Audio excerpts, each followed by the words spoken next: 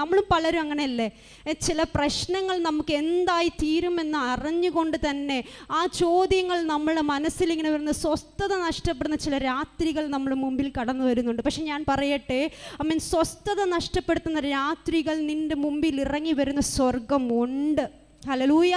അത് അനുഭവിച്ച ഒരു വ്യക്തിയാണ് ഞാൻ. എൻ്റെ മുറിയിൽ സ്വർഗം ഇറങ്ങി വന്നതും എൻ്റെ കൂടെ സംസാരിച്ചതും എനിക്കത് നല്ലതുപോലെ ഓർമ്മയുണ്ട്. കാര്യം ഞാൻ എൻ്റെ കിടക്കുന്ന മുറിയിൽ ഞാൻ മാത്രം ഒറ്റയ്ക്ക് ആ ബെഡിൽ മുട്ടുകുത്തി ഞാനിങ്ങനെ കരഞ്ഞിങ്ങനെ പ്രാർത്ഥിക്കുന്ന സമയത്ത് ഒരു വലിയ ഒരു വെളിച്ചം എന്ന് പറയുന്നേക്കാൾ ഉപരി ഒരു പ്രൊട്ടക്ഷൻ എന്ന് പറയുന്ന ആ ഒരു സാധനം ഇറങ്ങി വന്ന് എൻ്റെ കരങ്ങളിൽ പിടിക്കുന്നതും ഞാൻ കണ്ണു വാവിട്ട് കരയുന്ന ഒരു നിമിഷമായിരുന്നു.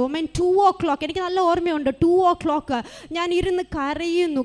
എന്തിനാ കരയുന്നതെന്ന് ചോദിച്ചാൽ എനിക്കറിയത്തില്ല. എനിക്ക് എൻ്റെ അമ്മച്ചി വേണം, എൻ്റെ അമ്മച്ചിയുടെ ആയുസ് കൂട്ടി തരണം എന്ന് മാത്രമേ ആയിരുന്നു എൻ്റെ പ്രാർത്ഥന. അങ്ങനെ ആയിരുന്ന സമയത്ത് പരിശുദ്ധാത്മാവ് എന്നോട് സംസാരിച്ച ചില വാക്കുകളുണ്ട്. ഹല്ലേലൂയ. അത് സൗഖ്യമാക്കുമെന്നല്ല. ഹല്ലേലൂയ. സൗഖ്യമാക്കുമെന്നല്ല. ഇനി ആ രോഗം അവിടെ ഇല്ല. ഹല്ലേലൂയ. ഇനി ആ രോഗം അവിടെ ഇല്ല. അങ്ങനെ തന്നെ വിശ്വസിച്ച് പറയുവാനായിട്ട് പറഞ്ഞു. ഞാൻ പിറ്റേന്നാൾ എണീറ്റപ്പോൾ ഞാൻ എന്ത് ചെയ്തത്, ഞാനും എൻ്റെ മമ്മിയും എൻ്റെ അമ്മച്ചിയുടെ ആ ബ്രസ്റ്റിൻ്റെ അവിടെ കരം വെച്ച് ഞങ്ങൾ പ്രാർത്ഥിച്ചു. യേശുവിൻ നാമത്തിൽ ഞങ്ങൾ ഡിക്ലെയർ ചെയ്യുന്നു, ഈ രോഗം ഇവിടെ വിട്ട് മാറും. ഹല്ലേലൂയ. 2014 മാർച്ച് മാസം അവസാന ദിനങ്ങൾ ഞാൻ അവിടെ കരം വെച്ച് പ്രാർത്ഥിച്ചു, യേശുവേ എൻ്റെ അമ്മച്ചിയുടെ ആയുസ് നീട്ടി തരണം. ഞാൻ ചോദിച്ച ഒരു കാര്യമുണ്ട്, എൻ്റെ കല്യാണം കാണുന്നവരെ എൻ്റെ അമ്മച്ചിയുടെ ആയുസ് എനിക്ക് നീട്ടി തരണം. ഹല്ലേലൂയ. ചെറുപ്രായത്തിൽ തന്നെ എൻ്റെ പിതാവ് ഞങ്ങളെ വിട്ട് നഷ്ടപ്പെട്ടു പോയപ്പോൾ എൻ്റെ A to Z കാര്യങ്ങൾ ചെയ്തത് എൻ്റെ അമ്മച്ചിയായിരുന്നു. ഹല്ലേലൂയ. അമ്മച്ചി എൻ്റെ കാര്യങ്ങൾ ആർക്കറിയാം ചോദിച്ചാൽ എൻ്റെ മമ്മിയേക്കാൾ ഉപരി എൻ്റെ അമ്മച്ചിക്ക് A to Z കാര്യങ്ങൾ അറിയാം. എനിക്ക് എല്ലാ കാര്യങ്ങളും ചെയ്തു തന്ന, ഒരു നോട്ട് തീർന്നാൽ, ഒരു പെന്ന് തീർന്നാൽ പോലും എല്ലാം ചെയ്തു തന്ന അമ്മച്ചി പെട്ടെന്നൊരു ദിവസം ബ്രസ്റ്റ് ക്യാൻസർ വന്നു. മരിക്കാൻ ഇനി കുറച്ച് നാളുകളെ ഉള്ളെന്ന് കേൾക്കുമ്പോൾ ആ വേദന എന്തെന്ന് നമുക്കറിയാം. അത് പറഞ്ഞാൽ മനസ്സിലാകില്ല. തീ പോലെ പൊങ്ങിയിരുന്ന എൻ്റെ ഹൃദയങ്ങളിൽ അന്ന് ആശ്വാസമായി വന്നത് ഒരു മനുഷ്യരുടെ കരമല്ല, വാക്കുകളല്ല, അവരുടെ സാന്നിധ്യം പോലുമല്ല, മറിച്ച് എൻ്റെ ദൈവത്തിൻ്റെ സാന്നിധ്യമായിരുന്ന അന്ന് ആശ്വാസമായി നിഴലായി നിന്നത്. ഇന്ന് ആശ്വാസമില്ലാതെ പലരാൾ കൈവിട്ടവർ ഈ യോഗത്തിലുണ്ടെങ്കിൽ വിശ്വസിച്ച് പറയട്ടെ, നിന്നെ ആശ്വസിപ്പാൻ, നിനക്കൊരു നിഴലായി നിൽക്കുവാൻ എൻ്റെ ദൈവത്തിൻ്റെ സാന്നിധ്യം നിന്റെ അരികിൽ എത്തും. ഹല്ലേലൂയ. നിരാശ എന്തെന്ന് ചോദിച്ച് നിന്റെ ഭാവിയെക്കുറിച്ച് നിരാശപ്പെട്ട് നീ വേദനിക്കുമ്പോൾ നിന്റെ ദൈവത്തിൻ്റെ സാന്നിധ്യം ഇറങ്ങി വന്ന് നിരാശപ്പെടേണ്ട, ഇനി അതിനെക്കുറിച്ച് കരയേണ്ടെന്ന് പറഞ്ഞ് നിന്നെ പിടിച്ച കൈകൾ വിടുകയില്ല കേട്ടോ. ഹല്ലേലൂയ. നീ ആ കരങ്ങളെ പിടിച്ച് നീ ചുവടുകൾ വെച്ചാൽ ഉണ്ടെന്ന് ലോകം വിധി പറഞ്ഞാലും അത് ഇല്ലെന്ന് എഴുതി തിരുത്താൻ എൻ്റെ ദൈവം ശക്തനാണ്. അന്ന് രാത്രി ഞാൻ വിശ്വസിച്ചു, അത് പൂർണ്ണമായി മാറി. ഹല്ലേലൂയ. ഞാൻ അങ്ങനെ തന്നെ വിശ്വസിച്ചു. പിന്നെ ഞങ്ങൾ ഒരു ഡോക്ടറെ ഞങ്ങൾ കാണിച്ചില്ല, ഒരു ബ്രസ്റ്റ് ക്യാൻസർ സർജനെ ഞങ്ങൾ കാണിച്ചില്ല, ഒരു സർജന്മാരെ ഞങ്ങൾ കൊണ്ടുപോയി കാണിക്കേണ്ടി വന്നിട്ടില്ല. ഇതുവരെ എൻ്റെ അമ്മച്ചി പറഞ്ഞിട്ടുമില്ല എനിക്ക് അവിടെ വേദന ഉണ്ടെന്നോ, എൻ്റെ അസ്ഥിക്ക് വേദന ഉണ്ടെന്നോ പറഞ്ഞ് എൻ്റെ അമ്മച്ചി നിലവിളിക്കുന്നത് ഞാൻ കേട്ടിട്ടില്ല. ഹല്ലേലൂയ. 2017 ഞാൻ ഈ കാര്യം പറയുന്നത്. 2020 ഡിസംബർ എൻ്റെ അമ്മച്ചിക്ക് ചെന്നൈ ഇരുന്ന് കേരളത്തിൽ വന്ന് എൻ്റെ വിവാഹം അറ്റൻഡ് ചെയ്യുവാൻ എൻ്റെ ദൈവം വിശ്വസ്തനായിരുന്നു.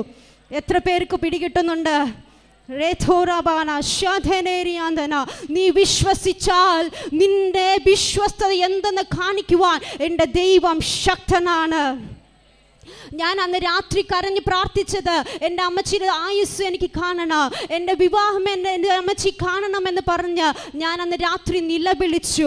2020 ഡിസംബർ മാസം ആ വേദിയിൽ ഞാനും പ്രിയ അച്ഛനും ഒരുമിച്ച് നിന്ന് ഞങ്ങൾ കരം കോർത്ത് ഞങ്ങൾ ആ ഫോട്ടോ എടുത്തപ്പോൾ എനിക്ക് ഒത്തിരി സന്തോഷം തോന്നി. കാര്യം എന്താണെന്നറിയാവോ? അതിന് ശേഷം, ആ ഡയഗ്നോസിസ് വന്ന ശേഷം എൻ്റെ അമ്മച്ചി ഇതുവരെ ആ രോഗത്തിന് വേണ്ടി ഓടി നടക്കുന്നതോ ഒന്നും ഒന്നും ഞങ്ങൾ അനുഭവിച്ചിട്ടില്ല, മറിച്ച് ദൈവത്തിൻ്റെ സംരക്ഷണം മാത്രം. ഹല്ലേലൂയ. ആമേൻ. ഇവിടെ ഇരിക്കുന്ന ചിലരെങ്കിലും എൻ്റെ അമ്മച്ചിയെ അന്ന് കണ്ടു കാണാം. ബോസച്ചനെ അറിയാം. ആമേൻ. 2020 ആമേൻ കല്യാണ വേദിയിൽ എൻ്റെ അമ്മച്ചി അവിടെ നിന്നത് എനിക്ക് ഓർമ്മയുണ്ട്.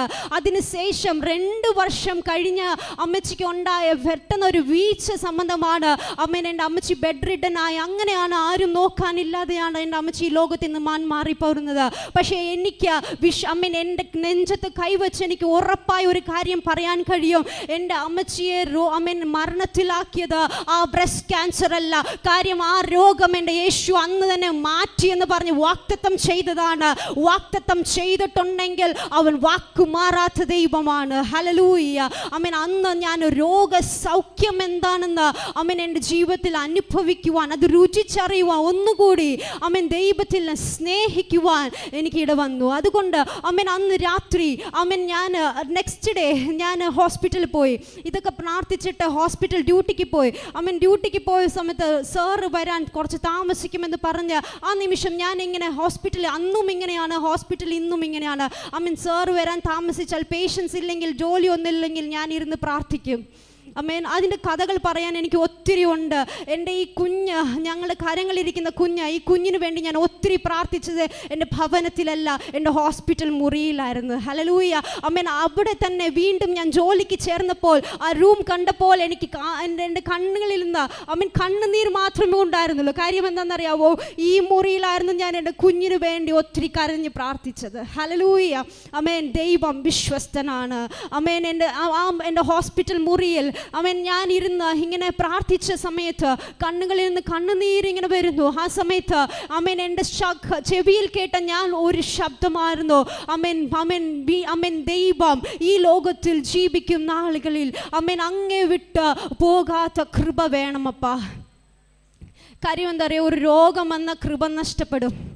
ഒരു രോഗം വന്ന ദൈവം വേണ്ടെന്ന് പറഞ്ഞു പോവും. ആമേൻ. സമ്പത്ത് നഷ്ടപ്പെട്ടാൽ ദൈവം വേണ്ടെന്ന് പോവും. ജോലി നഷ്ടപ്പെട്ടാൽ വേണ്ടെന്ന് പോവും. പക്ഷേ കൃപ ഉണ്ടെങ്കിൽ ഇത് എല്ലാം നഷ്ടപ്പെട്ടാലും നീ ഓടി ഓടി ഓടി ഓടിക്കൊണ്ടേയിരിക്കും. കാര്യം എന്താണെന്നറിയോ? കൃപ കൃപ കൃപ കൃപ. ആമേൻ. ദാനം ആ കൃപ. ആമേൻ. ധന്യനാക്കിയ ആ കൃപ. ധന്യനാക്കിയത് ആ കൃപ. ആമേൻ. സമ്പത്ത് തന്നെ ധന്യനാക്കിയല്ല, സ്വർഗത്തിലെ പൗരത്വം തന്ന, സ്വർഗത്തിലെ നന്മകൾ തന്ന എന്നെ ധന്യനാക്കി. എത്ര പേർക്ക് ഒരുമിച്ച് എൻ്റെ കൂടെ ചേർന്ന് പാടാൻ കഴിയും? ഈ ലോകത്തിൽ ജീവിക്കും നാളുകളിൽ അങ്ങേ വിട്ടകലാത്ത കൃപ നൽകണം. ഈ ലോകത്തിൽ ഞാൻ ജീവിക്കും നാളുകളിൽ അങ്ങേ വിട്ടകലാത്ത കൃപ നൽകണേ.